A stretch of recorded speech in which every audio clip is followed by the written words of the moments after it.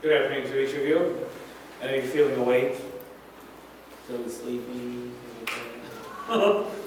It's always exciting to me to spend time with people here at UIWR. Our family's been here a number of years.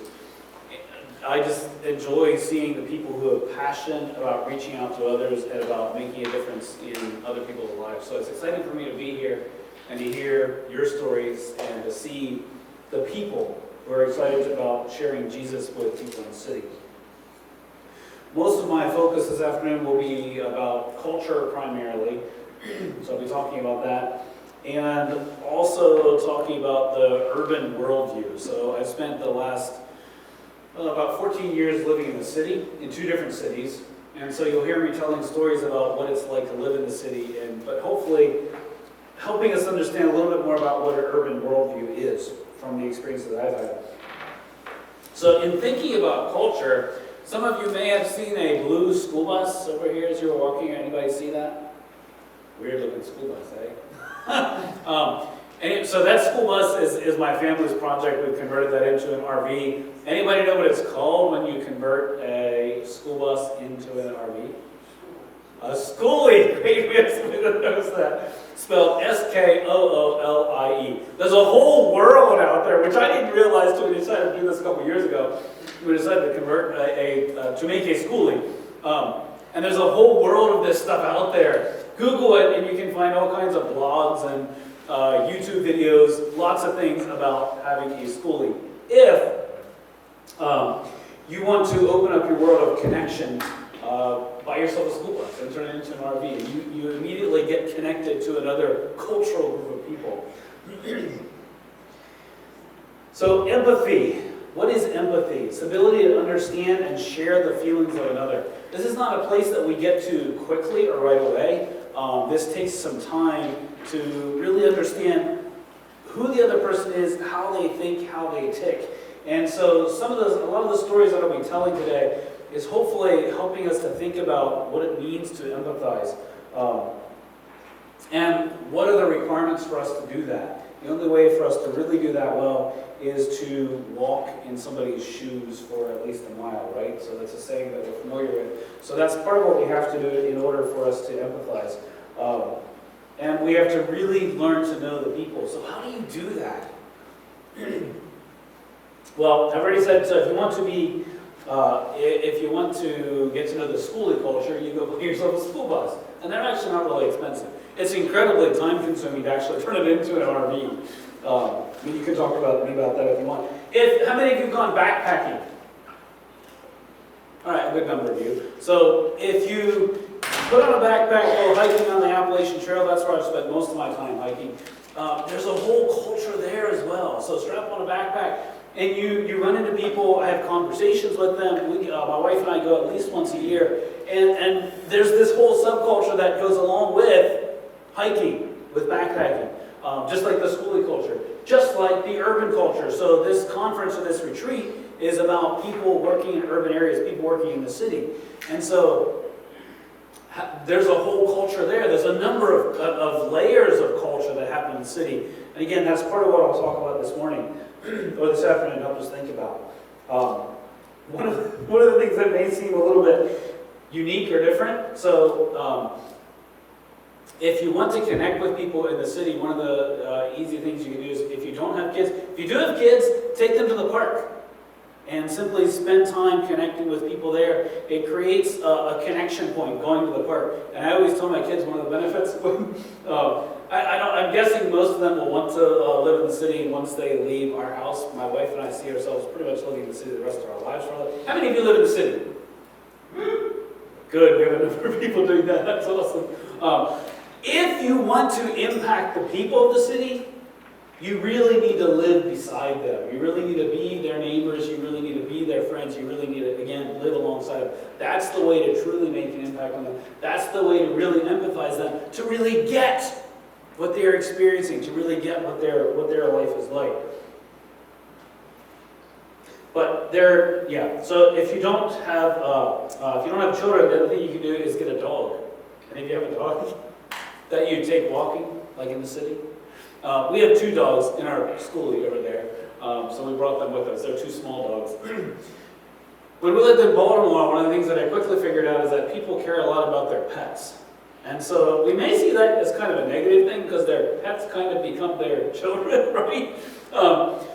It was very common for me to be outside in the morning and hear my neighbor Butch. You could hear him talking or almost shouting if you were a block away. He had a very loud voice, kind of like mine. But he was very easy to hear. And when he saw somebody walking down the street, he would usually say hi to their dog and address the dog by name, not necessarily the person. But that was very common. And it was a way for people to connect. I actually had a friend there in Baltimore. She had a dog in order to use that as a way to connect with people. So we now live in Williamsport, Pennsylvania. And there, my daughters have gotten to know a number of people through walking the dogs just in our neighborhood. And it's again, a connection point. So these are some big words, stereotypes. So let's think about this a little bit. So do we tend to put people in boxes? So as humans, we like to know how to think about another person or another group of people. And so we automatically, I think this is just a human dilemma, we automatically say, oh, well they fit here, or they fit here, or well they don't fit over here. And we do that, and we kind of lose the personality of who that person might be. And so while we do that as a human means of convenience, I think we need to be very careful with that because there's usually much more to a person than just where they fit in the box. But all of us have these stereotypes, and when we look at a certain cultural group, when we listen to, when we simply observe them, we might have certain stereotypes, and I think we need to be very careful with that because it can stop our ability from seeing the real person for who they are. And it also, I really think, keeps us from seeing the person as God sees them.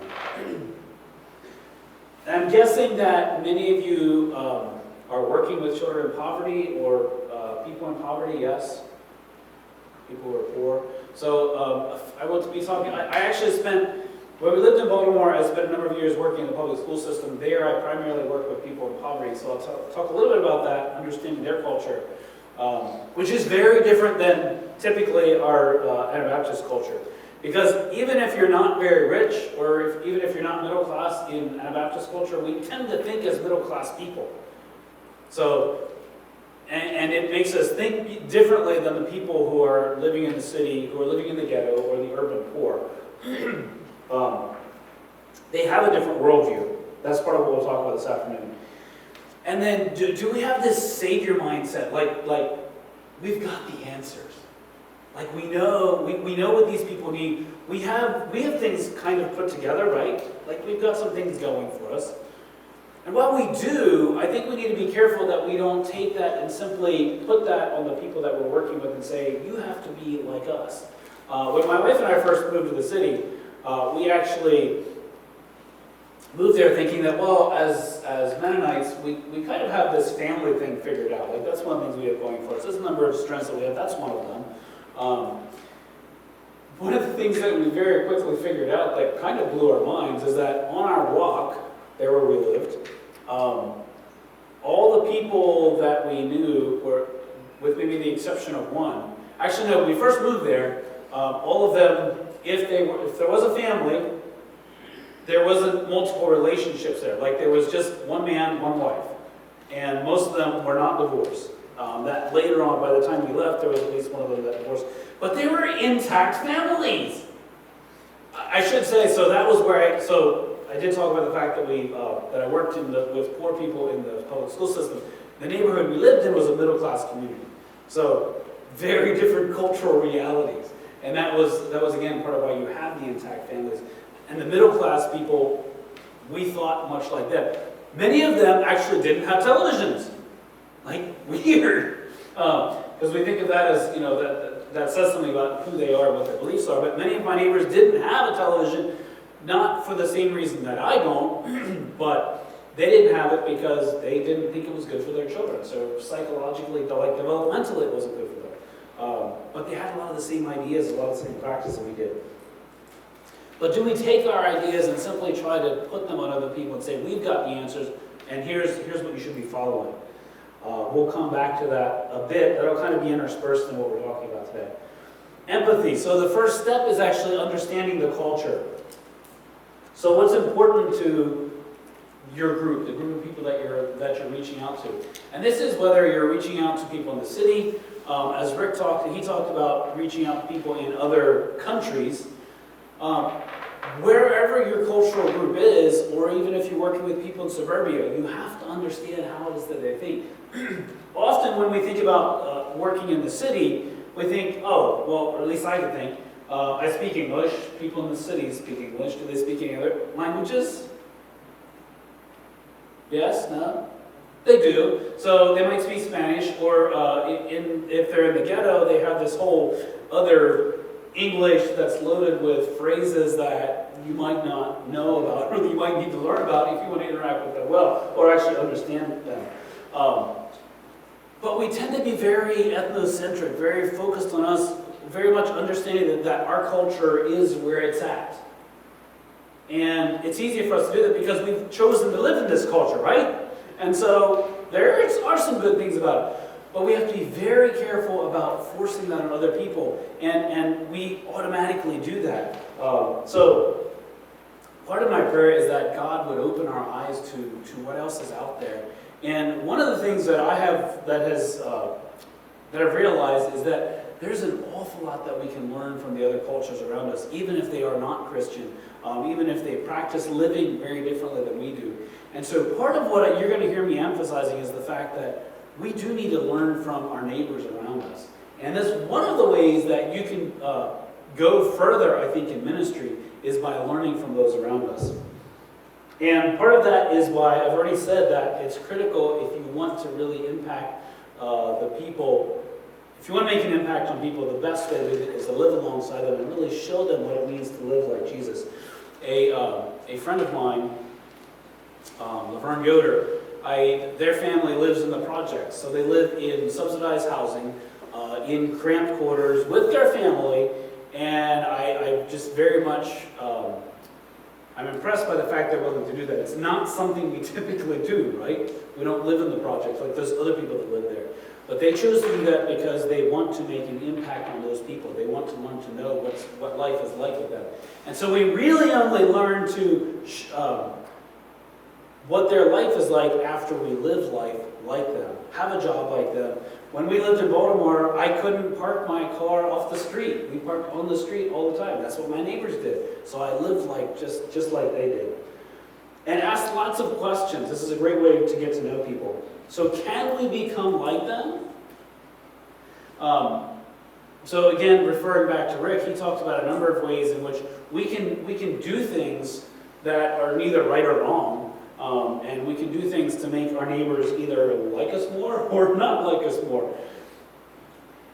A story about this, soon after we had moved to Williamsport, I learned something about the hidden rules or the expectations for parking.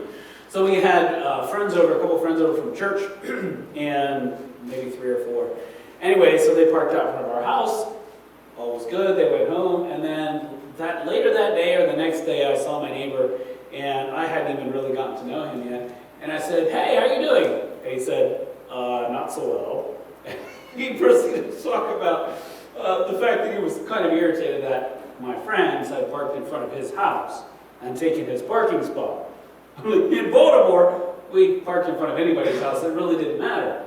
But I very quickly figured out that wasn't the case in Williamsport. They actually care about you don't park in front of their house. So since then, I actually didn't respond very well to him in my initial conversation and kind of said, well, they're public. Like, nobody owns the space in front of your house. It's a public street.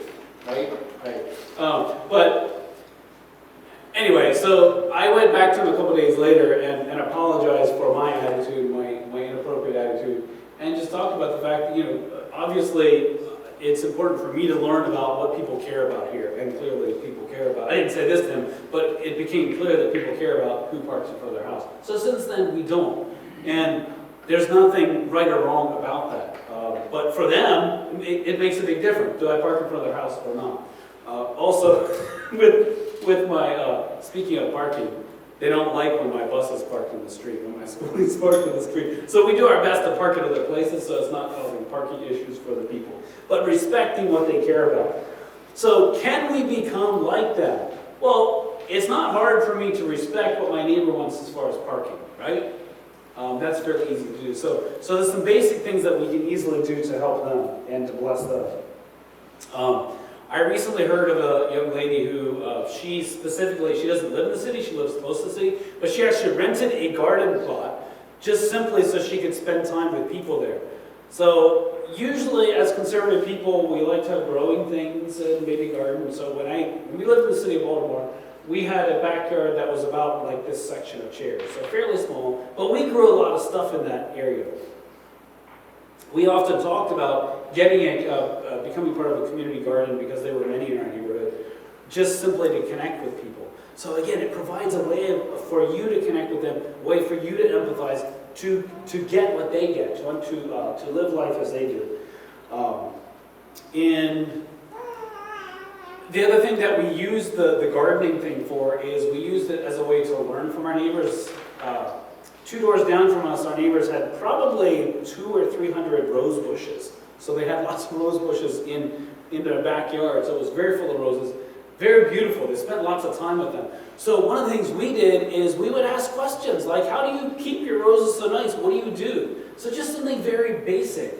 But we were able to learn from them. So it's one of the ways that becomes easier to empathize with them if you find those ways to connect. We also, my neighbor Jamie, he did a great job of raising peppers. He raised probably about 10 different kinds of peppers. And one of them was a triple pot chili. That was the name of it. So you used one chili, which was only about that long and not even as thick as my little finger, and used it to make 3 different pots of chili. So extremely hot, he handled with extreme care. At any rate, he didn't, but we put our stuff in the ground. He put all his stuff in pots. And if you know anything about gardening, it's harder to raise stuff in pots. But he did that. So we would talk to him about, well, so how do you make that work? How do you grow the peppers in the pots? So learning from our neighbors, making them the experts. Oh yes, in Williamsport, baseball is a big deal. Anybody know why? Anybody know what happens there? Little League tournament or something like that. The World Series is the Little League World Series that happens there. So it's not, that's one of the things that Williamsport is known for. So another way that you can connect with the community is engaging with those kinds of sports. And you might argue that you shouldn't be doing that, but my children, we did in Baltimore. They played soccer and baseball.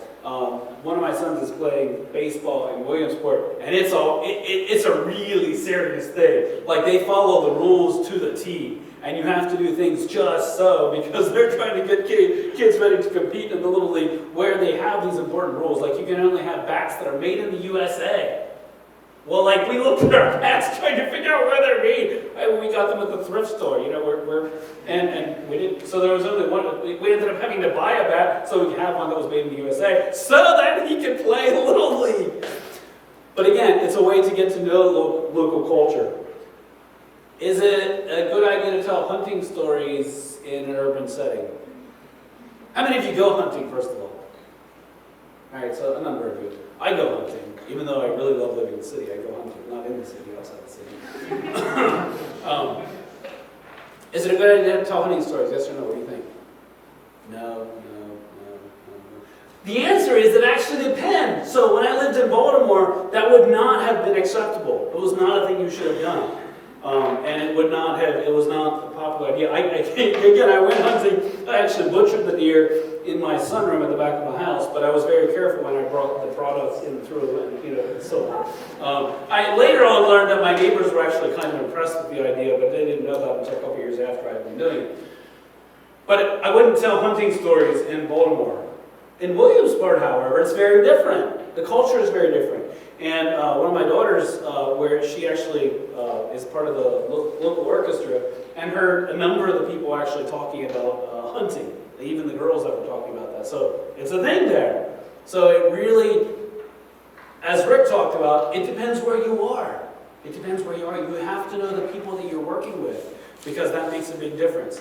And so learn to know what they care about. The other thing that I very quickly realized is that most of them will talk about hunting stories, that's okay, and they also have guns in their house, whereas in Baltimore that was not a thing you would do because those are just automatically associated with violence.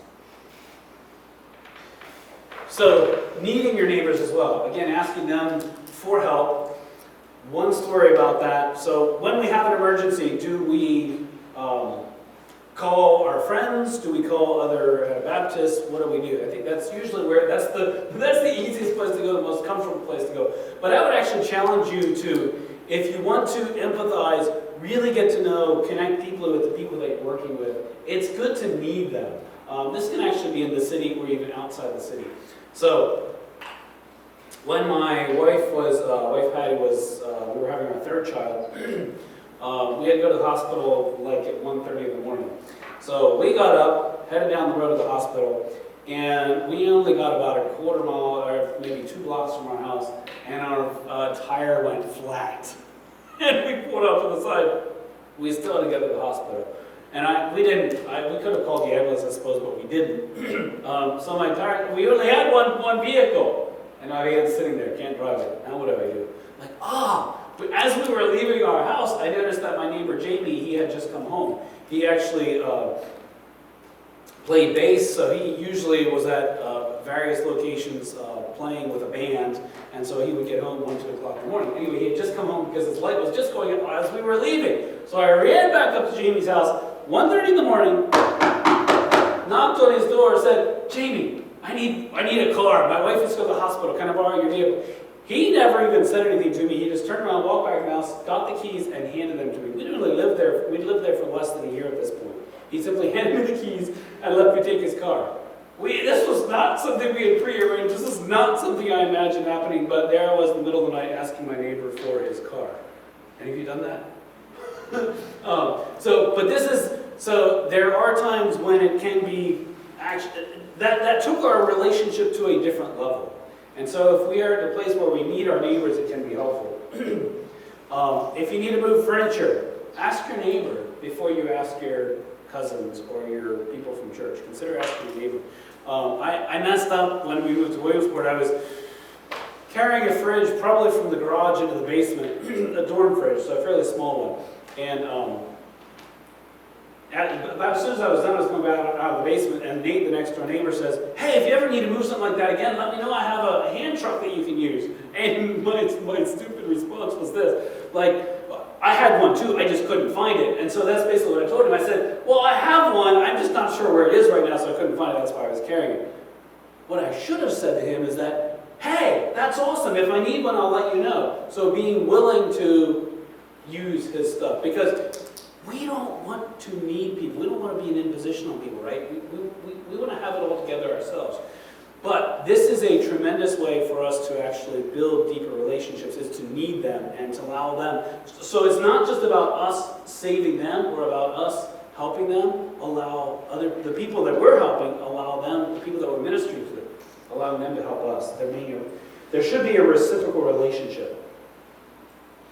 So a couple things about urban issues, and this really comes from my spending time in the public school system. This is where most of these stories come from. A lot of the students, if you're working with the urban poor, a lot of them have experienced violence and are used to defending themselves. When I worked in the public school system, many of those kids that I had carried a knife with them. I estimated that it was about 30% of the kids. Another student that I was talking to said, no, it's more like 70% of the kids that carry knives. Why do they carry knives? Are they planning to hold up the store on their way home? No, they're used to living in an environment that is not safe. And for them, carrying a weapon is simply their way of protecting themselves as they're walking home. When I first heard those kind of stories and realized that's what they were doing, it just blew my mind, because that was not the kind of world that I grew up in. That was not the kind of situation that I was familiar with. But that's part of the reality that you have. And so if you're working with urban kids, especially the urban poor, they probably live in neighborhoods that are not safe, and they might be carrying weapons for that reason. So it's important for us to understand the realities that they come with. And even some of the stories that are told in Scripture that have violence, like, they bring a different perspective to some of those stories. And so sometimes it's good to think about the perspective that they have as you think about what to share, what not to share. Most times, do any of you have gangs in the areas that you work in? So a number of you do. It's a good idea to be aware of what matters with gangs and what doesn't. One of the things that I tell people is that I'm old-fashioned. I carry a handkerchief. I have allergies, so my nose always has issues.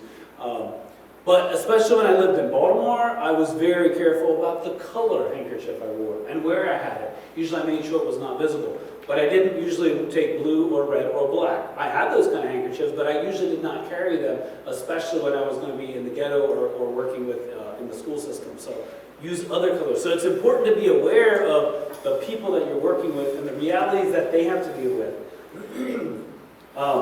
And even the kinds of commitments that, so your students might, your kids that come to Kids Club, they might want to or need to wear certain kinds of clothing so that when they leave, they can be safe.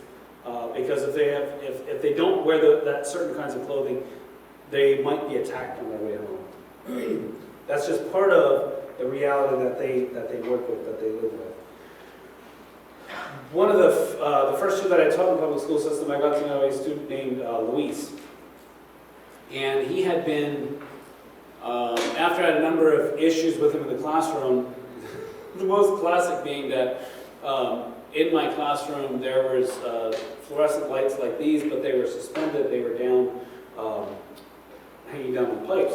So he one day took a roll of toilet paper. We didn't have tissues, we didn't have money for that, so toilet paper equal tissues in our situation. So he grabs the big roll of toilet paper, and it wasn't just a household roll, it was one of the big rolls. Yeah? And so he took that, and he was looping it around the fluorescent lights in the classroom. And I just had no clue what to do with this guy. And in talking with my principal, talking with other teachers about how to work with him, they were simply filling me in on part of what was going on with Luis. The time I had him in my classroom, he had been in his third group home. He was in his third group home over the last half year. So he was not with his family. So his family was non-existent. And so one of the things that I worked hard to do is to find out what Luis cared about. What motivated him and what did he want? Because I even tried to have him work up to getting points for me to take him out to lunch or dinner or something. But there was very little that motivated Luis. It was one of the first times that I came up against a kid who there wasn't much that he cared about. And so it gets harder to work with kids like that. So he had these number of shells that he had outside of him in order to keep people at a distance. So part of what he needed is somebody to deeply love him. He didn't have that. And he had many relationships where he had been hurt and he had a hard time trusting people. A lot of these kids are really good at manipulating. One of the stories that I'll tell about that is two students, Jessica and Diana. They were sitting in my classroom, so two chairs across the aisle. They were passing notes back and forth. And at one point, I just simply took the whatever paper they had and confiscated it, and they were upset about that. Most times, my students didn't pass notes a whole lot. They either would text each other, which of course they weren't supposed to do, they weren't supposed to have a device, but they did anyway. So they would text, or they would just simply shout across the classroom. Have you had that happen? Where they didn't bother passing, they would just shout about it. Anyway, for them, they were passing notes. I took the notes, and they were quite upset about it. I wasn't sure why it really mattered that much, but it did. I threatened at one point to read it to the rest of the class, and they made it very clear they didn't want that to happen. I never actually did read the note. I never did learn what they really deeply cared about. But here's what happened later in the day. They came to see me and basically begged to have the note back. And here's where the manipulation comes in. So they come in to talk to me and said, "We really need that back." And about 10 seconds into the conversation, both of them just start crying and just very serious about very desperately needing this. So I finally gave in because I wanted to maintain my relationship with them. Wanted to, because I had a fairly good relationship with them. They were decent kids in my class. And after I gave the note back to them and they got what they wanted, the tears dried up like that. They were done. I was like, oh, okay, so they snookered me, so I just got taken. But I only realized that afterwards. And so these kids are very good at manipulating. They're very good at figuring out how to get us, how to snooker us. It's part of knowing, they're used to being street smart. They're used to figuring out how to make things work on the street, and they figure out how to do that in the classroom as well. Or if you have a kids club, they'll figure out what to do. Your neighbors are, the last one is living in a glass house. Your neighbors are aware of what you're doing if you live in the city, so it's both a bad thing and a good thing, but you also learn to know who they are, what they care about in that process. But understanding the culture, there's just a lot of things going on in the urban culture that if you haven't grown up there, they're new ideas. I don't know if any of you ever heard of Reuben Payne. She does an excellent job of, she summarizes a lot of things that I had already learned working in the urban culture, but this is a great book to read to try to get a deeper understanding of how urban people work, or especially the urban poor if you're working with poor people. They have a very different way of thinking about things. She does a good job of describing that. I'm actually just going to read one example, and I might talk about a few of these things. Actually, the one thing I'll talk about is as far as time, they care about what's going on right now. Okay, so we, even if you don't have a lot of money, you likely think as a middle class person, you likely plan ahead. You likely plan to come here. You know when you're leaving tomorrow, maybe. Okay, so usually we are pretty good at planning things. For my students that were in poverty, they didn't care about anything that happened beyond this class session. So if I told them that, well, you're going to get detention because of whatever you're doing, or if with kids club you might say you'll miss snack if you do this, whatever, they didn't care. They really didn't care because they're not thinking beyond this class period. They're not thinking about detention after school. They're not thinking about tomorrow. This was one of the hard things this was one of the things that for me was hard to wrap my head around. Because I'm used to thinking about my spending decisions today, how they're going to impact tomorrow. Do they do that? No, they don't. And so, for a long time, I simply thought that, well, they just need to get it together. Okay, I'm not sure that they do. So this is partly where we bring our ethnocentric ideas. We bring our ideas of our culture and kind of insist that they do them. They have a different way of thinking about it, and there's actually some beauty to it. So here's one story. In one school district, the faculty had gone together to buy a refrigerator for a family who didn't have one.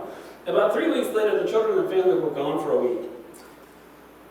When the students returned, the teachers asked where they had been. The answer was that the family had gone camping because they were so stressed. The question was, wait, you didn't have money for a refrigerator. How did you have money to go camping? Anybody know where they got the money from?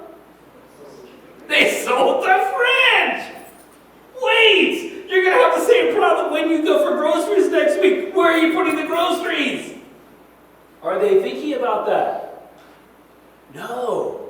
Okay, so I pretty quickly judge that. I think we pretty quickly judge that. But one of the things that we need to be careful about is that they think differently. So they live in the here and now. One of the stories that Reuben Payne tells is of a woman who stood up in her church on a Sunday morning during testimony time and was blessing God that she got a $400 bonus. Guess what happened after church? She had a long line of people there wanting to talk to her. Can I have $60 for this? Can I have $40 for this? And what does she do? She shares with them. So one of the things that is clear to me is that she was willing to do what Jesus said, and not thinking about tomorrow, but being willing to share my possessions with other people. So again, Reuben Payne does a great job of helping. She did a good job of helping me understand culture, and I highly recommend the book. I'm going to go on here. Just one story. So Jesus, when he is interacting with the Samaritan woman at the well, so she comes to the well to get water. She's at the well when he comes there to get water, and they have a conversation about living water. She very quickly challenges Jesus, like, "Why are you even talking to me?" Because she knew that the group of people that he was with typically didn't respect the Samaritans, but she felt something different from Jesus. So Jesus was willing to bridge that cultural gap, was willing to do something that other Jewish people that he hung out with wouldn't have done, but he was willing to do that. And so, again, Jesus was not quick to judge culture, and I think we need to be careful about how quickly we judge the culture that we're looking at. So while I said that,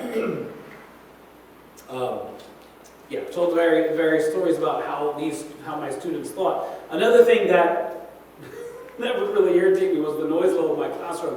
When I taught the public schools, we had 90-minute class periods, so I had to keep things moving pretty quickly to keep them entertained, because they didn't have a long attention span. But one of the things that I had to often do is get my students to be quiet. Any of you work with African Americans? So a few. One of the things about African Americans is they tend to be fairly loud. And so one day when I was trying to get my students to be quiet, Patricia looks at me and says, "Look, we're black. We're loud." So this is my first year teaching there, year when I was learning quite a bit. And I said to myself, but you don't have to be. 2 years later, thinking about that conversation, I just decided, actually what Patricia told me was pretty profound. They're black, they're loud, and it's okay. So we as Anabaptists don't tend to be that way, but they are. And so sometimes you hear them having a conversation and it gets louder and louder. You're like, wait, are the guns going to come out soon? And it's just that we're having a conversation with each other. It's very different. But again, it's about understanding culture and understanding that they live life differently. So don't be too quick to judge. When we first lived in the city, my daughter was fairly troubled about the fact that one of our neighbors, who was a Christian lady, and we would spend time with them. But the problem my daughter had is that she wore pants. Imagine that. She was a Christian and she wore pants. How can you do that? So we had to help her understand how do we don't have to judge people. So they can be Christians, and there's different ways of being a Christian. I already talked about the parking situation where I had to learn from my neighbor. One of the things in Baltimore that people cared a lot about when we lived there during COVID is they were very aware of what's going on with coronavirus and were very adamant about wearing masks, social distancing, those kinds of things. Now in Williamsport, they are not. In fact, our next door neighbors, they refuse to send their children to school. They're having them schooled at home because they don't want them to have to wear a mask. And so they're wanting their children to stay at home. But in Baltimore, the people there cared a lot about keeping the mask on. So some may argue that the mask is a right or wrong issue. I would say that it is not. But when we lived in Baltimore, we were very careful about wearing masks and actually respecting the wishes of our neighbor. Because it was a way that we could honor what they wanted and appreciate them. These are all stories that I have to tell, but one that I'll talk about is the second last point. During my first year of teaching, I decided to say something really cool. As the students were coming in, I said, "What's cracking?" And they kind of looked at me like I'm a little strange. This is a phrase they used all the time, kind of like, "What's up?" But it fell flat. It didn't work because I was simply trying to connect with them.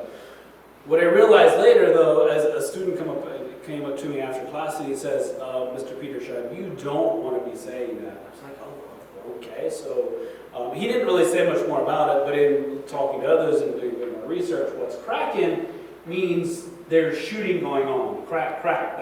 So it has to do with the violence, the gang culture. That's what that phrase related to the gang culture. And so I was tying myself, as a teacher, I was connecting with that culture. And that just wasn't appropriate. So there's sometimes things that you might say in class where the students might start laughing or start doing something like, wait, clearly I'm saying something that isn't working in their culture. When that happens, I would strongly urge you to ask them, what does that mean? In your culture, what does that mean? What does this phrase mean? What did I say wrong? Because it wasn't anything serious to me. So, highly recommend that we have the attitude that we need to learn from others. And also making a commitment that these people are my people. When Ruth decided to go with Naomi, she said, these people are my people. And that's the only way that we're going to have a significant impact on others, if we make them our people, are willing to live alongside them, live life as they are living life, with the same pressures that they are living with. And this takes time. It takes being a student. But I think that where it's really at is showing them Jesus in the midst of how we live. So again, this is the book that I recommend. That if you're working with people in poverty, I highly recommend it. The Corner is also a book. I don't necessarily highly recommend it, but it is a good way to get a handle on ghetto culture. They do two things in the book. One of them is they talk about what's going on, like the selling of drugs and so on, the gang violence. But then they also talk about why that happens and how these things happen in the community, and talk about the philosophy and just the reality of their lives. So that it's actually a very thick book. I've never gotten the whole way through it, but it was educational to me. Thank you for being here. I'm out of time, so hopefully this was helpful. Hopefully it was a learning experience. So you can ask questions afterwards, or we'll be around for the weekend. Thanks. See you.